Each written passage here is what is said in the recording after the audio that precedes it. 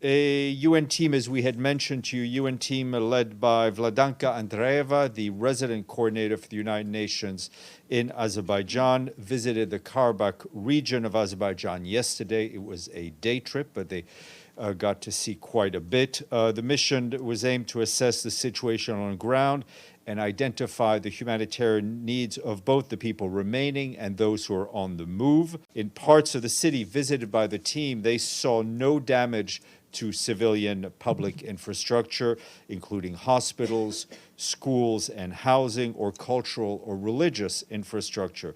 However, no shops seemed to be open. The mission saw that also saw that the government of Azerbaijan was preparing for the resumption of health services and some basic utilities in the city. The team also heard from representatives of communities that between 50 and 1,000 ethnic Armenians remain currently in Karabakh.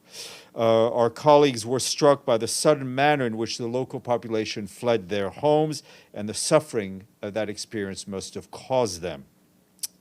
They did not come across any reports either from the local population or from others of violence against civilians following the latest ceasefire.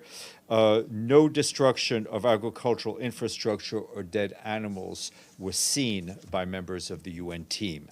The team stressed the need to rebuild trust and confidence, adding that this will require time and efforts on all sides. The UN team plans to continue to regularly visit the region.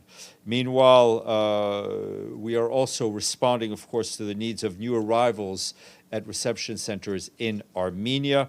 Over the weekend, trucks with supplies from the UN refugee agencies have arrived in Armenia. Our colleagues are telling us that the cargo contains warm blankets, mattresses, folding beds, hygiene items, and other assistance for the refugees that have been taken in by host communities. The UN Population Fund, for its part, is delivering essential hygiene items to refugee women and girls in a number of regions in Armenia. In partnership with the Ministry of Health, UNFPA has distributed enough reproductive health kits to meet the needs of 150,000 people. It's not only the opinion of the Armenian government, but also of many experts, also some of the EU member states, that the attack on Armenia's proper is imminent. We have presented our proposal suggestions to the European Union. First of all, that should be a strong response to Azerbaijani broken promise not to use force. As German Minister Baerbock publicly said, there were intensive negotiations prior to the attack for 2 weeks, and Aliyev promised not to use force. He broke his promise.